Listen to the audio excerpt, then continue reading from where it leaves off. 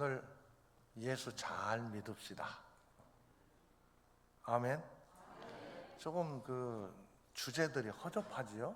예수님을 믿읍시다. 예수님 잘 믿읍시다. 뭐 당연한 거 아닌가. 교회가 할 일을 여러 가지 얘기할 수 있지만 저는 교회가 할 일이 예수 안 믿는 사람에게 전도해서 예수 믿게 하는 것이 교회가 할 일이다. 교회가 할 일은 우리 믿음의 사람들이 할 일이거든요.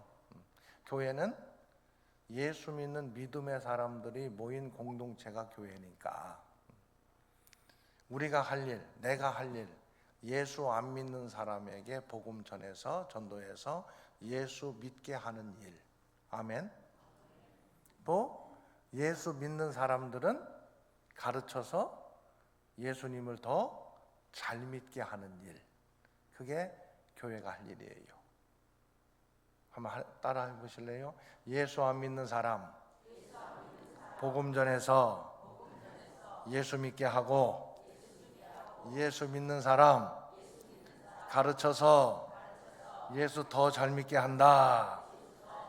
그것을 조금 고상하게 뭐라고 표현하는 줄 알아요? 많이 하는데 영혼을 구원하여 제자 삼는다. 영혼 구원, 제자 양육 그러잖아요. 영혼을 구원하는 게 예수 안 믿는 사람 예수 믿게 하는 거고, 제자로 양육하는 것은 예수 믿는 사람 가르쳐서 예수님 더 잘 믿게 하는 것. 그게 교회가 할 일이다. 우리들이 할 일이다. 그런 생각들을 늘 하고 있습니다. 우리가 신앙생활하면서 예수 믿는 사람들로 이미 하나님의 은혜를 받고, 예수 믿으면 확실히 내가 예수님을 믿으면 예수님께서 나의 구원의 주님이신 줄로 믿고, 예수님께서 십자가에서 죽으심으로 내 죄를 용서해 주셨고, 아멘. 예수님께서 부활하심으로 나에게 영원한 생명을 주신 줄로 나는 믿습니다. 그 믿음이 분명히 있는 사람들에게는 성경을 근거로 우리가 나 자신이 그렇게 생각할 수 있어요. 여러분, 이 믿음은 구원받은 사람, 구원은 다른 사람이 다른 사람을 판단하고 평가할 수 있는 건 아니에요. 우리가 다른 사람 구원 받았는지 알 수 있겠어요? 없겠어요? 몰라요. 어떻게 알아? 그 사람 구원 받았는지 모르지요. 그래서 다른 사람에 대해서는 이 구원에 관한 것은 뭐 구원 받았다, 구원 특히 받았다고 얘기하는 건 그래도 괜찮아 그나마. 근데 누구 구원 못 받았네 뭐 이런 얘기하면은 그것은 그렇게 얘기하는 사람이 순간 누구가 돼버리느냐? 하나님이 돼버려요. 자기가. 구원은 하나님의 주권 속에 달려있는 거거든요. 근데 내가 누구 구원 받았다 구원 못 받았다 그 얘기 할 수 있어요? 없어요? 없어요. 그건 하나님이 하시는 일이야. 응? 자, 그런데 내 자신은 알 수 있어요. 어떻게 알 수 있어요? 내가 분명히 예수 믿는지 안 믿는지 다른 사람은 모르더라도 나는 알 수 있거든요. 나는. 그러니까 그 믿음이 분명히 있으면 나 자신은 내가 구원받았다 확신을 가지고 믿음의 길 걸어갈 수 있기를 바랍니다. 내가 알 뿐만 아니라 또 누가 알겠어요? 하나님은 아시지. 하나님. 자, 그래서 예수 믿으면은 구원받고 영생 얻고 하나님의 자녀가 되고 천국 가는 줄로 믿습니다. 이 믿음을 분명하게 가질 수 있어야 돼요. 이 믿음의 확신, 이게 우리 가운데 필요합니다. 자, 그런데 그렇게 구원을 받았어요. 그래서 하나님께서 또 구원의 은혜뿐만 아니라 우리가 살아가면서 필요한 것들을 하나님께서 늘 넉넉하게 허락해 주셔요. 얼만큼 허락해 주시느냐? 그 사람의 그릇만큼 허락해 주십니다. 그 사람의 그릇만큼. 얼만큼 허락해 주신다고요? 그 사람의 그릇만큼. 그릇만큼 허락해 주셔요. 우리는 그릇을 제대로 준비하면 하나님께서는 그 그릇에 따라서 필요한 것들, 또 하나님께서 우리에게 주시기 원하시는 것들을 넉넉하게 허락해 주시는 줄로 믿습니다. 그런데 그것을 허락받은 다음에 하나님께서 은혜 주시고 복 주신 다음에 그걸 받는 것으로 끝나면 결코 안 돼요. 받는 것으로 끝나면 안 됩니다. 뭐가 중요하냐 하면요, 무엇이 된 다음, 그 다음이 중요해요. 그 다음까지 연결이 돼야 돼요. 받는 것으로 끝나는 게 아니라 받은 다음에 내가 어떻게 살아가느냐까지 연결돼야 끝까지 승리하는 사람이 될 수가 있어요. 그러지 못한 경우들이 참 많이 있는데 대표적인 사람이 누구냐 하면은 사울이에요. 저는 사울을 생각하고 사울을 읽을 때마다 너무 마음이 아파요. 사울. 여러분, 이스라엘 하나님 나라를 만드실 때 하나님께서 이스라엘을 모형적인 하나님 나라를 만드시고 그 첫 번째 왕으로 누구를 세우셨어요? 사울을 세우셨잖아요. 사울. 구약, 물론 신약 성경에도 다윗이 참 그 바울이 그 전 이름이 사울이기는 했지만 구약의 사울을 지금 말씀드리는 거예요. 사울을 사무엘 선지자를 통해서 기름을 부을 때에 사울의 그 모습이 어떤지를 성경에서 기록을 하고 있는데 한번 찾아볼래요, 여러분? 사무엘상을 보면은 한번 봅시다. 사무엘상 9장, 사무엘상 9장 보면은, 자, 하나님께서 사무엘을 통해서 사울에게 너를 내 이스라엘이 사모하는 자가 되게 하고 너와 내 아버지의 온 집이 아니냐 해서 20절, 9장 20절에 보면은 사울을 기름 부으려고 얘기를 해요, 왕으로. 근데 21절 보세요. 사울이 뭐라고 대답하느냐. 사무엘상 9장 21절 같이 봉독합니다. 사울이 대답하여 이르되 나는 이스라엘 지파의 가장 작은 지파 베냐민 사람이 아니니까 또 나의 가족은 베냐민 지파 모든 가족 중에 가장 미약하지 아니하니까 당신이 어찌하여 내게 이같이 말씀하시나이까. 지금 사울이 대답하는 모습이 겸손해요, 교만해요? 굉장히 겸손합니다. 하나님께서 사무엘을 통해서 기름 부음을 받을 당시에 사울의 모습을 쭉 읽어보면요, 기본적으로 성실한 사람, 사울이 겸손한 사람, 그러면서도 사람들의 모습으로 볼 때에 머리 하나 정도 더 있을 정도로 외형적으로 출중한 사람, 그게 사울이었었어요. 사울. 정말 이스라엘의 왕이 되기에 부족함이 없는 사람이 바로 사울이었어요. 사울을 사무엘을 통해서 기름 부어 왕이 된 다음에, 사울이 된 다음에 어떻게 됐느냐? 자기 기념비를 세우는 사람이 되어버렸어요. 따라합니다. 자기 기념비. 15장 가서 볼 때요, 사무엘상 15장. 이 사울 얘기만 하더라도 참 할 얘기가 많은데 15장 간단하게 보면은, 자, 15장 12절 봅시다. 15장 12절. 사무엘상 15장 12절 같이 봉독합니다. 사무엘이 사울을 만나려고 아침에 일찍 일어났더니 어떤 사람이 사무엘에게 말하여 이르되 사울이 갈멜에 이르러 자기를 위하여 기념비를 세우고 발길을 돌려 길갈로 내려갔다 하는지라. 누구를 위해서 기념비를 세웠어요? 뭐가 됐어요? 왕이 됐어요. 정말 왕이 되기까지 하나님의 큰 은혜를 덧입었고 그럴 만한 그릇이 된 사람이 사울이었어요. 그런데 왕이 된 다음에 여러분, 누구의 기념비를 세워야 돼요? 누구의 영광을 돌려야 돼요?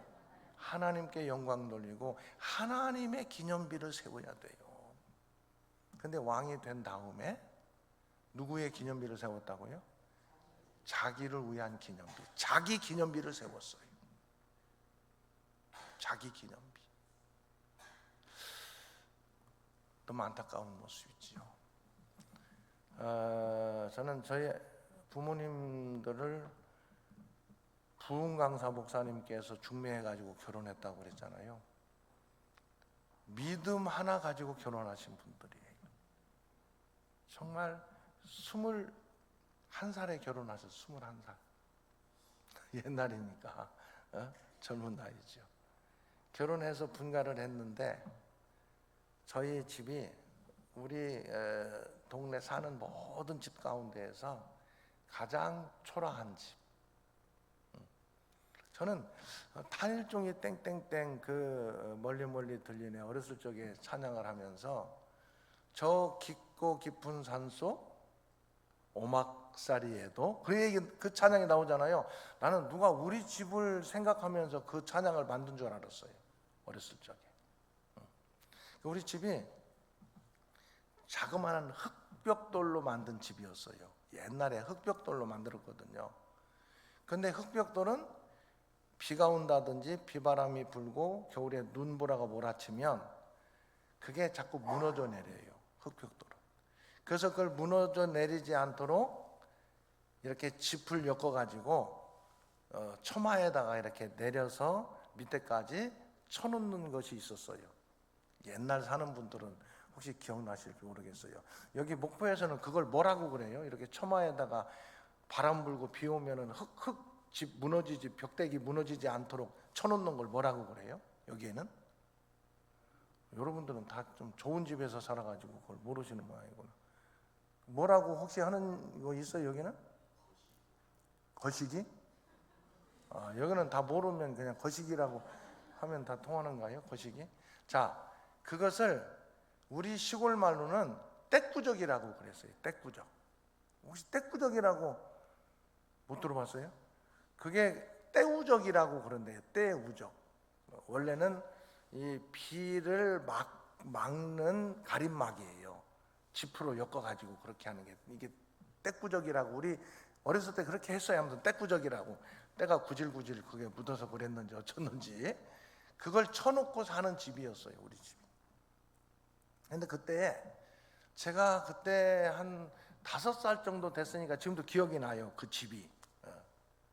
근데 그때쯤에 우리 아버님하고 어머님이 그 섬기던 교회가 시골의 작은 교회. 그때는 그래도 시골 교회인데도 한 50명 정도 모여서 다시 교회를 옮겨서 학교 가까운 데로 옮겨서 건축을 하게 됐어요. 무슨 뭐 건축업자를 불러다가 건축을 한 게 아니라 낮에는 일하고 밤에는 냇가에서 그 모래 같은 거 여자들은 뭐 머리에다 이고 갖다 날르고 해가지고 세멘트하고 섞어가지고 이제 아버지하고 그 시간 좀 내실 수 있는 분들이 벽돌을 한 장 한 장 이렇게 막 탕탕 쳐가지고 그 블록이라고 이제 부록이라고 그러죠. 벽돌하고 저기 크게 이렇게 구멍 3개 있는 걸 이렇게 만들어가지고 벽을 쌓고 그렇게 하던 때예요. 건축할 때. 그냥 다 그냥 여러 날 그렇게 해가지고 다 한 다음에 이제 직접 직영을 하는 거니까 교인들이. 그리고 다 한 다음에 마지막 지붕을 이제 함석으로 다 옛날에는 얹었어요. 함석 양철 있잖아요. 그걸로. 근데 지금은 뭐 수출풀 돼 있는 뭐 판넬이라는 거 다 있지만 그때는 없었으니까. 그래서 수출풀 대신에 뭘 거기다 넣느냐 하면은 진흙으로 집을 쓸어가지고 진흙으로 섞어가지고 다 위에다 얹은 다음에 함석을 마무리하기 마지막 얹기 전에 뭘로 사용했느냐 하면 가마니 있죠. 가마니. 뭐 담는 가마니를 지붕 위에다 마지막으로 얹고 그리고 함석을 했던 거예요. 그 가마니가 이제 오늘날 그 스티로폴이라든지 이게 그런 효과를 내기 위해서 했었어요. 옛날 어르신들 그렇게 하는 거 다 경험하셨잖아요. 그죠? 그렇게 집을 지었어요. 근데 가난하던 시절이니까 그 마지막 마무리할 가마니도 부족한 거야. 뭐 새 것도 아니고 헌 것 가져라는데도 그것조차도 부족한 거예요. 지붕 마무리를 하는데. 그러니까 우리 아버지가 그때가 한 제가 5학년 때니까 21살에 결혼해서 5학년 때니까 한 26, 7쯤 되셨겠네요. 아버지가 30도 되기 전이에요. 가장 가난하게 사는 집에서 사시던 저희 아버지가 교회 그 젊은이들 아버지 또래, 그때는 그래도 저희 아버님이 아무튼 집사님 하셨으니까, 결혼 전부터 21살 때부터 집사였으니까, 그래서 지게를 짊어지고 우리 집에 오신 거예요. 그래서 낫을 가지고 그 떼우적 그걸 잘라 가지고 그것을 지게에다가 짊어지고 교회로 가시는 거예요. 우리 어머니도 믿음이 좋으셔서 부흥강사 목사님의 중매로 결혼했는데, 저는 이제 좀 뛰어다닐 때고 내 동생이 등에 업혀 있는데 그 모습을 보면서 어머니가 그런 생각을 했대요.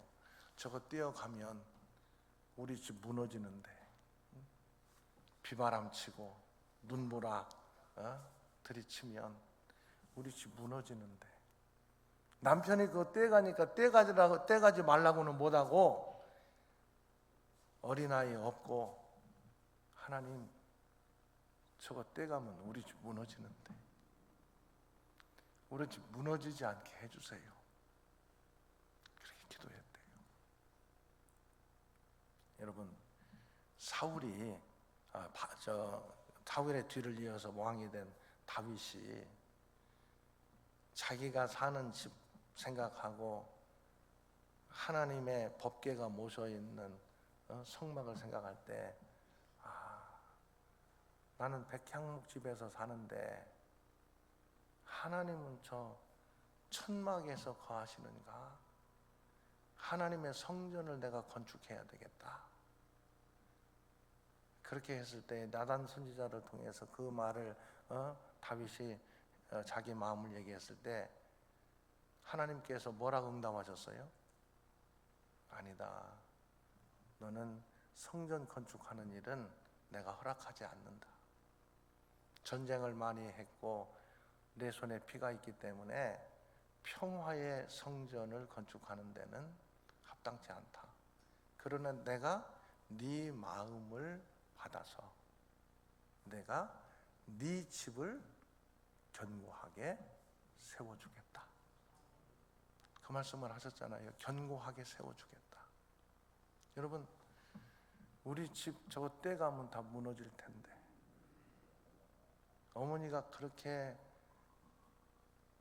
마음으로 눈물 흘리면서 기도하셨던, 아버지는 주님의 성전을 위해서 그 떼우적을 떼다가 지붕 마감을 하셨던 그 집을 하나님께서 무너지게 하셨을까요? 견고하게 세워주셨을까요? 저는 하나님의 말씀이 생명력이고 살아있다는 말씀을 너무나 잘 알아요. 그 뒤에 하나님께서 은혜를 주셔서 저희 집을 정말 견고하게 세워주셨어요. 견고하게. 그 다 쓰러져가는 그 가난한 집에서 저는 그 과정을 너무나 잘 알아요. 물론 그 과정 속에 시련과 연단의 시간들도 참 많이 있었어요. 눈물을 흘리며 기도할 수밖에 없는 일도 많이 있었지만, 그런 하나님께서 세월이 지난 다음에 보면은 얼마나 견고하게 세워주셨는가. 여러분, 제가 우리 집안에서 경험했던 이 하나님의 은혜와 말씀의 열매들이 함께 말씀을 나누는 여러분 모두의 삶 속에서 경험될 수 있기를 주의 이름으로 축원합니다. 뭐가 됐잖아요. 이제 됐어요. 정말 됐어요. 제가 그거 다 얘기하면 제 자랑밖에 안 될 것 같아가지고 어떻게 할 수가 없네요. 됐어요. 하나만 얘기할 거예요. 우리 딸 왜 저기 뭐 거꾸로 달려갔던 딸이 있었잖아요. 얼먹어가지고 막 달리기 할 때 반대로 달려갔던 그 딸, 지금 의사 돼가지고 산부인과 의사 돼가지고 일산에서 지금 아주 잘 하고 있어요. 개업해가지고 잘하고 있어요. 그 다음에 다 하나하나 우리 집안의 애들이 3남매인데요. 우리 아버님의 자녀 4남매뿐만 아니라 그 다음 세대까지도. 우리 막내 동생 딸 하나 있는 애는 카이스트 졸업하고 지금 지난 8월 달에 국가장학생으로 10명 선정하는 데에 합격을 해가지고 국가에서 미국으로 10명을 전액 장학금, 수업료 어느 학교 가든지 전액 장학금하고 생활비 다 대주는 장학생으로 선발돼가지고 걔는 항공우주 전공하거든요. 항공우주학을. 그런데 박사과정 공부하러 지금 들어가 있어요. 딸내미는 얼마나 신앙생활 잘하는지 몰라요. 감사해요. 그런데 오늘 저는 이 얘기는 기본이에요. 자, 그 다음에 저희 아버님께서 이제 그 시골에 있는 교회에서 첫 번째 장로가 되신 거예요. 초대 장로예요. 정말 교회를 내 집처럼 섬기며 헌신했던 분이에요. 장로가 되기 전에 저는 어렸을 때요, 우리 동네에도 학교 앞에 그 가게도 있고 누구 사람들도 살고 그러잖아요. 무슨 학용품 같은 게 필요해가지고 제가 그 가게에 가면은 제가 이제 갑자기 필요하면 돈이 없잖아요. 그러면은 뭐라고 얘기한 줄 알아요? 가게에 가서 저 채집사 아들이에요. 연필 좀 주시면 우리 아버지가 돈 주실 거예요. 어디 가서 채집사라고 하면은 다 통했어요. 어렸을 때 채집사 아들. 지금 생각해도 참 감사한 일이잖아요. 그런데 그렇게 섬기던 교회를 우리가 대천 시내로 이제는 이사를 나올 수밖에 없는 형편이 됐어요. 아버님께서 그 시골에서 그렇게 살고 바닷가에 살고 어촌 개장도 하시고 그렇게 열심히 하셨어요. 그러다가 아무튼 수협 조합장이 되셨어요. 그 시골에서 살던 분이 대천 수협 조합장으로 당선이 되신 거예요. 어떻게 다 뽑아 주셨어요. 그래서 이제 시내로 나오셔야 되는데 아버님이 그 시골에 그 정말 내 몸과 같은 교회잖아요. 그거를 떠나실 수가 없는 거예요. 왜? 내가 떠나면 이 교회가 안 될 것 같은 생각 때문에. 내가 떠나면 장로 하나 있는 내가 장로 하나인데 이 교회 헌금이라든가 모든 것들을 거의 도맡아서 하시던 분이니까 이 교회 떠나면 안 될 것 같다는 생각 때문에 대천 시내로 이사 나온 다음에도 거의 한 30km 돼요. 그때는 차도 없던 시절이에요. 버스 타고 이렇게 가서 주일 낮 예배만 드리고 다시 오면은 새벽 기도회도 못하고 주일 찬양 예배나 다 못하는 거예요. 그냥 주일 낮 예배만 가는 거예요. 그러다 보니까 이건 안 되겠다. 도저히 신앙생활이 제대로 안 되는구나. 그래서 어쩔 수 없이 시내에 있는 지금 섬기고 제가 담임하고 있는 대천 중앙교회로 교회를 옮기셨어요. 협동장로로 처음에 가셔서 시무장로님 하시고 지금 은퇴하셨는데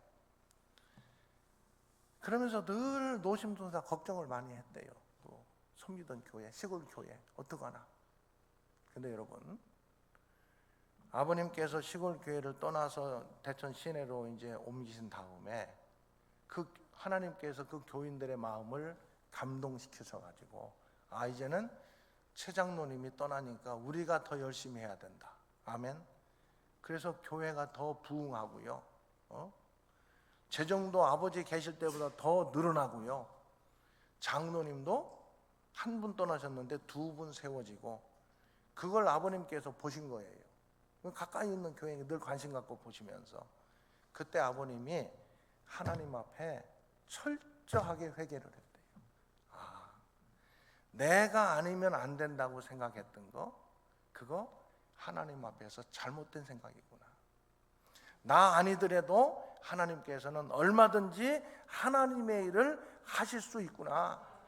내가 하나님의 일에 쓰임 받는 것 자체가 은혜고 감사할 일이지 하나님 잘못했습니다. 회개합니다. 철저하게 회개를 한 다음에 그 어간에 제가 목사 안수를 받을 때가 됐어요. 저는 이제 청주 복대교회에서 전도사로 목회하면서 목사 안수를 딱 받는데 그때 아버님이 목사 안수 받는데 이제 장로님이시니까 교인들 오실 수 있는 분들하고 함께 오셨어요. 제가 목사 안수를 받고 아버지가 처음으로 하신 말씀이 무슨 말씀이냐면은 최 목사 이제 목사가 됐으니까 앞으로 목회하면서 목회 잘할 수 있는 목사님 될 수 있기를 바래. 그런 목사가 돼야 돼. 그런데 목회를 잘하고 교회가 성장하고 부흥하더라도 절대 내가 했다는 생각, 최 목사가 했다는 생각하면 절대 안 돼. 그러시더라고요. 그래서 갑자기 무슨 말씀인가 했더니 그 뒤에 아버지의 그 경험을 저에게 말씀해 주시면서 내가 그랬어.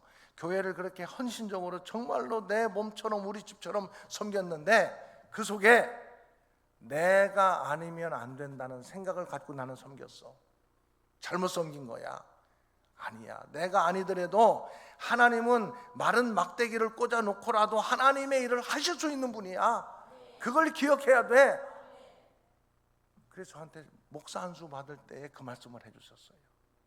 네가 앞으로 교회를 잘 섬기고 교회가 성장하고 부흥하고 많은 사람들이 칭찬하더라도 너는 항상 마음속으로 내가 했다, 내가 아니면 안 된다, 그 생각 절대 하지 말라고. 다만 하나님께 쓰임 받는 것 자체로 은혜고 감사해라.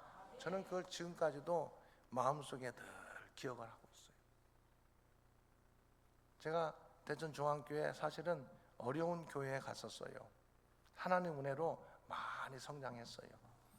지금은 우리 교회 다시 오는 사람들이라든가 이런 사람들은 옛날에 어려웠을 때 생각은 전혀 모르니까 지금 이런 상태에 있을 때 우리 목사님이 오셔서 목회하시는구나 그런 생각을 하고 있어요.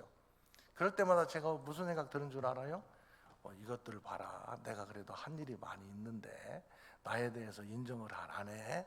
이런 마음이요 속에서 은근히 올라오려고 할 때가 있어요. 그때마다 저는 아버님이 해주셨던 네가 한 게 아니다. 하나님이 하셨다. 너는 그렇게 할 수 있도록 쓰임받은 것 자체가 하나님의 은혜고 복이다. 그걸 기억해라. 아멘. 여러분, 하나님께서 여러분에게 많은 은혜 주시고 건강 주실 수 있기를 간절히 바랍니다. 축복합니다. 무엇가 된 다음에, 그것이 이루어진 다음에 여러분 반드시 기억해야 돼요. 자기 기념비를 세우는 사람들이 되지 않아야 됩니다. 자기 기념비를 세우는 사람이 되면 안 돼요. 하나님께 영광 돌리는 믿음의 사람이 될 수 있기를 주의 이름으로 축원합니다. 우리가 믿음의 길을 걸어가면서 모든 게 꽃길만 있는 건 아닌 것 같아요. 자, 그렇게 하나님의 은혜를 받고 저희 집안이 살아가면서 아버님이 그 바다와 연결된 이제 우리 집은 바다하고 이 농사도 짓고 바다에서 일도 하고 하는 그런 지역이에요. 원래 저희 지역이. 그래서 저희 아버님이 70년대 돼서 그때 한참 우리나라에 이 백합 참조개라고 그러죠. 여러분들 참조개의 특징이 뭔 줄 알아요? 모래에 살면서도 조개 안에 모래가 없다는 거예요. 정말 좋은 조개예요. 그래서 오죽 조개가 좋은 조개면은 그걸 근데 백합이라고 그러잖아요. 뭐 백합이라고 그러는데 백합조개라고 일반적으로 하는데 그 조개를 참조개라고 그래요. 껍데기도 반들반들하고 정말 좋은 조개예요. 그런데 70년대 그 조개를 양식해가지고 그물을 바다에다 크게 쳐놓고 손톱만한 조개 그 씨 있잖아요. 쬐간 조개를 거기다 갖다가 사다 넣어가지고 이제 한 3년, 5년 이렇게 크면은요 어린아이 주먹만한 조개로 커져요. 그러면 그걸 일본으로 수출하면은 굉장히 수익이 좋은 사업 중에 하나 있었어요. 그래서 우리 집에서 이제 하나님께서 은혜 주셔서 이제 점점 이렇게 성장하는 과정 속에 아버지가 나라에다가 이제 그 바다 땅을 허가를 받아가지고 조개 양식장을 시작을 하셨어요. 그런데 70년대 초중반에 가면서 우리나라에 산업화가 또 이렇게 진행이 됐잖아요. 그래서 바다에 오염이 점점 되기 시작한 거예요. 그래서 그 조개 씨를 온 재산을 다 들여가지고 조개 양식장을 20헥타, 여러분 20헥타면 굉장히 넓어요. 20헥타를 나라에서 바다를 허가를 받아가지고 양식장, 조개 양식장을 하는데 이게 오염이 돼가지고 그때는 왜 그랬는지도 몰라요. 다 그냥 죽는 거예요. 다 한 3년 정도 돼가지고 이제 조금만 지나면은 이걸 커서 수출을 할 때쯤 됐는데 죽기 시작하는 거예요. 군산이라든가 이 주변에 이제 오염이 점점 되기 시작하면서 다 죽는 거예요. 바다에 가면 썩은 냄새가 얼마나 진동하는지 몰라요. 그런데도 어떻게 죽은 걸 빨리 처치해야 살아있는 것이 그나마 조금이나마 남을 것 같아가지고 동네 분들 다 뭐 수십 명 그거 썩은 거 다 그 골라가지고 밖에다가 버리는 일을 했는데도 결국은 완전히 망해버려서 쫄딱 망했어요. 거지처럼 다 망해버렸어요. 아버님이 그 바다를 쳐다보면서 늘 눈물을 흘리시고 새벽에 교회 가서 눈물 흘리고 그때가 제가 한 중학교 한 2, 3학년 정도 됐을 때인 것 같아요. 집안이 막 일어나다가 거지가 된 거예요. 거지처럼 된 거예요. 다 망했다. 지금도 기억나는 게 새벽마다 저희도 학교 가기 전에 가정 예배를 드리거든요. 성경 한 장씩 집에서 이제 읽는 가정 예배를 드렸는데 우리 어머니 아버지가 늘 울면서 기도했던 게 지금도 기억이 나요. 기도하려면은 눈물밖에 안 나셨던 것 같아요. 근데 아버님이 그 이제 그러면서 또 한쪽에서는 김 양식을 했어요. 이게 왜 그 큰 이게 소나무 같은 거 이렇게 막 지주를 받고 거기에다가 이렇게 김 양식하는 거 있잖아요. 요즘에는 다 이렇게 막 그 바다에다 띄워서 하지만 옛날에는 다 그 지주 받고 막 이렇게 했었어요. 물 나가면은 햇볕에 이렇게 드러나고 물 들으면은 또 물에 잠기면서 그때 그 김이 참 맛있었죠. 그 김을 하셨는데 우리 아버지가 이제 그 넓은 바다를 볼 때마다 여기다가 하나님 그냥 망하게 하시지는 않았을 텐데 그런 마음이 들어가지고 거기는 파도가 좀 센 데예요.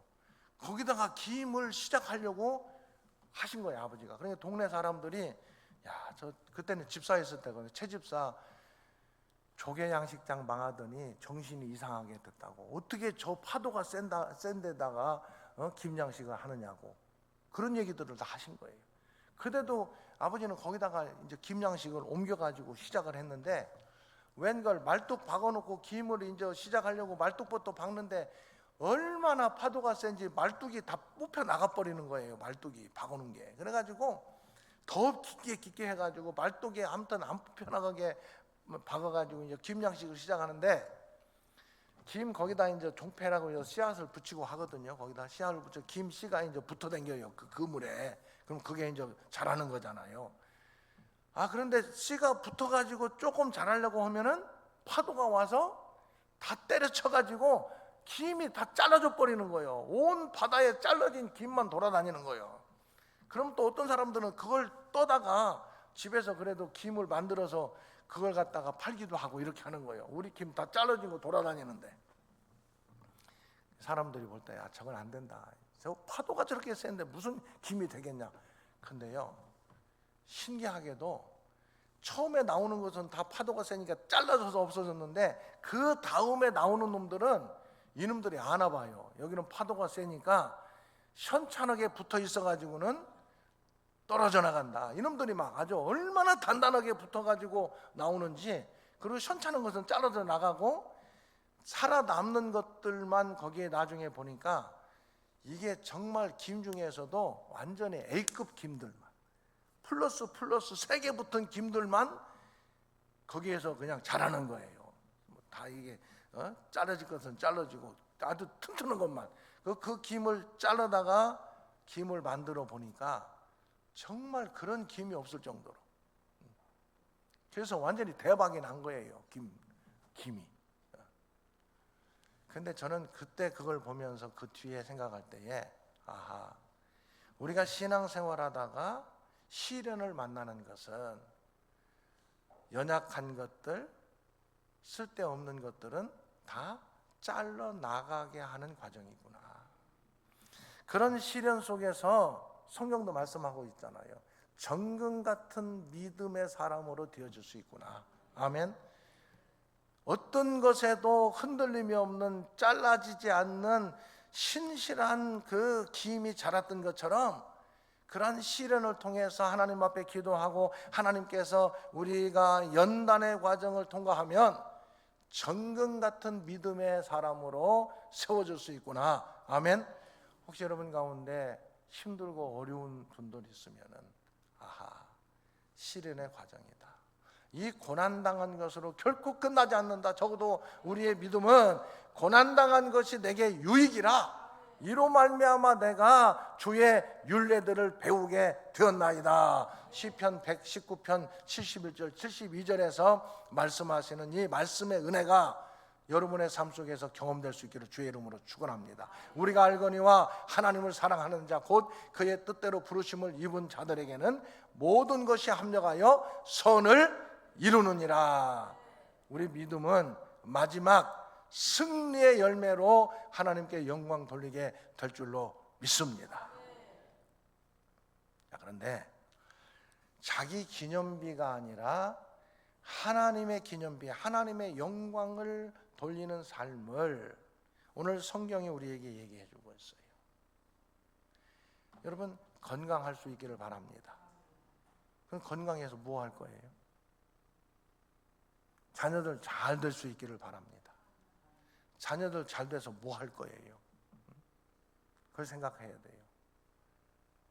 여러분, 하나님께 열심히 헌신하고 또 이 섬김의 그릇을 준비할 때에 하나님께서 물질 생활에 있어서도 넉넉하게 살 수 있는 은혜를 허락해 주시기를 바랍니다. 그 돈 벌어서 뭐 할 거예요? 한번 여러분 써보셔야 돼요. 공부해서 뭐 할 건가? 이번에 시험 보는 애들 있잖아요. 내가 그래서 지난주에 기도했어요. 우리 아이들, 시험 보는 아이들 다 내 방에 와가지고, 우리 초대교회 11명 이번에 시험 본다며요. 명단에 있는 아이들이. 그 제가 그랬어요. 너희들 공부했냐 그랬더니 애들이 그냥 대답이 없어. 요즘 애들은 왜 대답을 하나 몰라. 초대교회 교인들하고 비슷한 것 같아. 대답을 잘 안 하셔. 여러분, 시끄러워야 돼요. 예배 시간도 시끄럽고 자꾸 뭔가 대답도 하고 막 이래가지고. 그래서 제가 그랬어요. 공부 안 했으면 성적 잘 나오면 안 된다. 공부 안 했는데 성적 잘 나오면은요, 다음에 공부하겠어요? 안 하겠어요? 안 해. 그렇게 한 몇 번 경험하잖아요. 열심히 하지 않았는데도 잘 되는 경험을 하잖아요. 걔는 망하는 길로 들어가요. 안 해도 이렇게 잘 되는구나. 그 생각을 하는 순간 그 인생 끄는 망하는 인생이에요. 내가 그랬어요. 너도 공부 안 했으면은 안 한 만큼 성적이 나와야 돼. 그래야 공부를 안 하면은 성적이 잘 안 나오는구나. 그걸 알고 더 열심히 공부할 수 있는 사람이 되는 거야. 솔직하고 진실해야지. 허망한 것 붙들고 따라가는 인생이 되면 안 돼. 그래서 제가 그럼 어떻게 기도해야 되겠냐? 하나님, 공부한 만큼 나오게 해주세요. 실수하지 않고 너무 긴장하지 않고 당황하지 말고 공부한 만큼 성적 나올 수 있도록 그렇게 기도하고, 괜찮아. 공부 안 했으면 성적 잘 안 나와도 괜찮아. 다음에 잘하면 돼. 응? 그럼 애들이 기분이 좋을까요? 나쁠까요? 기분이 별로 안 좋은 것 같아. 나중에 생각할 거예요. 여러분들 다 막 그릇은 뭐 엉망이더라도 복 받으시오 그러면은 기분은 좋잖아요. 그런데 그릇이 엉망인데 복 받잖아요. 그게 망하는 길이에요. 건강해서 뭐 할 거냐? 공부 잘해서 뭐 할 거냐? 성공해서 뭐 할 거냐? 돈 벌어서 뭐 할 거냐? 여러분, 무엇이 된 다음에요, 자기 기념비를 세우려고 하는 사람이 되면은 그 망한다니까요. 건강했는데 예수 잘 안 믿고 엉뚱한 짓 하면은 아프더라도 예수 잘 믿고 구원받아 믿음의 길 걸어가는 게 축복이지요. 아멘.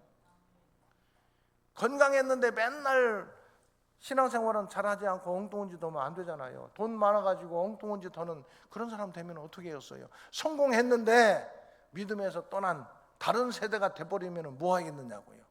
자, 따라합니다. 건강해서 뭐 할 거냐? 결론은 뭐냐 하면은 예수 잘 믿는 게 결론이에요. 예수 믿는 사람답게 사는 게 결론이에요. 내 영광이 아니라 내 기념비가 아니라 하나님의 기념비를 세우는 게 그게 우리의 목적이에요. 예수 잘 믿어서 하나님께 영광 돌릴 수 있기 바랍니다. 건강해서 예수 잘 믿고, 자녀 잘 돼서 예수 잘 믿고, 또 돈 벌어서 예수 잘 믿고, 아멘. 뭐 하기 위해서 우리는 살아야 된다? 예수 잘 믿기 위해서 살아야 되는 거예요. 예수 잘 믿기 위해서. 여기 보면은 하나님께 영광 돌리는 비결을 오늘 간단하게 정리를 해보면은 거치는 자가 되지 말래요. 오늘 고린도전서 10장 한번 다시 보면은 너희는 먹든지 마시든지 무엇을 하든지 다 어떻게 하래요? 하나님께 영광을 돌리라. 영광을 돌리라. 아멘. 영광을 돌리라. 이 영광을 돌리는 것이 하나님의 형상대로 지음받은 모습을 드러내는 거예요. 거룩하게 사는 것이고 하나님 나라 의롭게 사는 것이고 사랑으로 사는 것이고 너는 대답 크게 해줘. 너는 나다. 제가 너는 하면 여러분들은 나다 그래야지요. 너는 나다 그 마음을 가지고 사랑으로 섬기는 삶을 살아가는 게 하나님의 영광을 나타내는 거예요. 아멘. 우리가 뭘 만들어서 영광 돌리는 게 아니라 하나님께서 주신 것을 드러내는 것, 반사해 내는 것, 이게 영광이거든요. 내가 뭘 해가지고 영광은 하나님께 속해 있는 거예요. 하나님께서 우리 안에 그 모양과 형상으로 넣어주신 것을 나타내는 게 영광이에요. 아멘. 그런데 여기 오늘 고린도전서 10장에서는요 그렇게 위해서 거치는 자가 되지 말래요. 걸림돌 같은 사람도 되지 않기를 바랍니다. 신앙생활하는데 우리가 신앙생활하면서 자꾸 다른 사람 상처 주고 뭘 하려고 그러는데 걸려 넘어지게 하는 자가 거치는 자예요. 말로 다른 사람들 또 뭘 통해서라도 거치는 자가 되지 말라. 어떤 사람 되지 말라고요? 거치는 자 되지 말라. 두 번째로는 모든 사람을 기쁘게 하래요. 33절에 보면 모든 사람을 기쁘게 하고 32절에 보면 많은 사람에게 유익이 되고, 그래서 그렇게 해가지고 마지막 33절의 마지막에 보면 그들로 뭐 하게 하라? 구원받게 하라는 거예요. 구원받게 하라. 나 때문에 다른 사람들 구원받게 하는 사람들 될 수 있기 바랍니다. 나 저 사람 보니까 나도 예수 믿고 싶다. 아멘. 나 때문에 다른 사람들 예수 잘 믿게 하는 사람들 될 수 있기를 바랍니다. 교회에서 봉사하고 섬기는데 저분 보니까 나도 저렇게 잘 섬겨야 되겠다. 열심히 섬기려고 하는데 걸림돌 같은 사람 되면 안 돼요. 그러면은 그게 뭐냐? 자기 기념비를 세우는 사람이 되는 거예요. 내가 무엇을 한다 안 해요. 하나님이 하시는 겁니다. 아멘. 그걸 분명히 기억해야 돼요. 한번 따라하겠습니다. 자기 기념비 세우지 맙시다. 하나님의 기념비를 세웁시다. 그게 우리가 예수 잘 믿는 모습이에요. 자기 기념비를 세우지 말라. 자기 기념비를 세우지 말라. 하나님의 기념비, 하나님의 영광을 돌리는 믿음의 사람들 될 수 있기를 주의 이름으로 축원합니다.